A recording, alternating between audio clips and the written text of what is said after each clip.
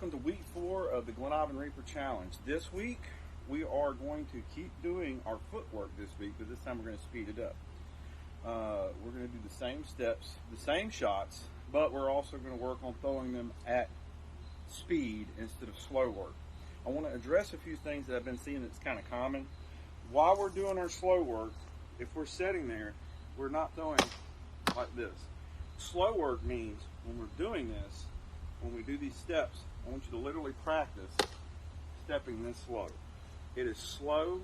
It's really focusing on doing your body mechanics and everything else. So that's what slow work is.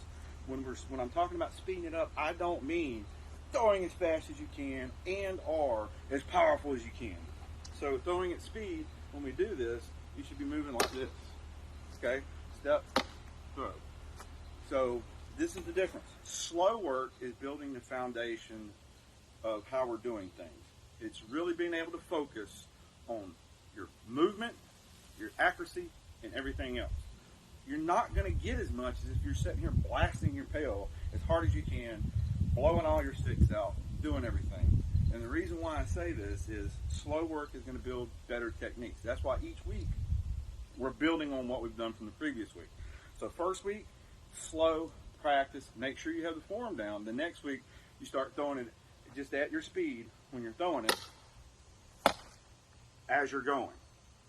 I'm just addressing this because if you're sitting there throwing as fast as you can, as hard as you can, you're not really focusing on the purpose of it, which is your form and technique.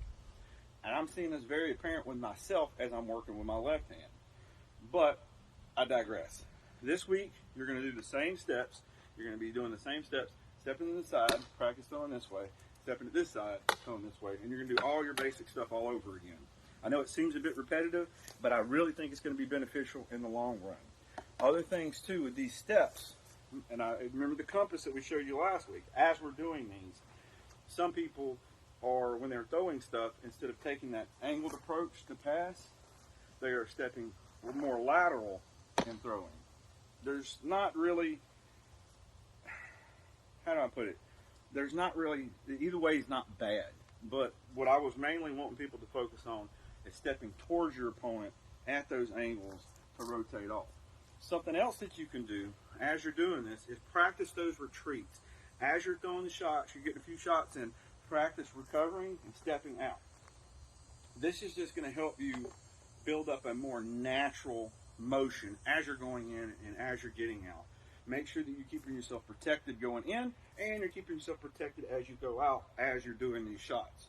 Now, next week we're going to step it up to something a little bit different, but this week we're going to continue what we've done this previous week in week 3, and we're going to focus on being able to move a little bit faster. Again, not trying to go as fast as you can or nothing like that. We're just trying to maintain our body mechanics and our accuracy going a little bit faster. And this is just a fail-safe to make sure that the previous week is still kind of ingrained. This is all about muscle memory.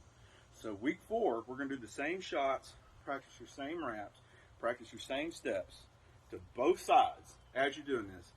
You can also use your retreat time as you throw these shots. Cover up and get out. Practice it.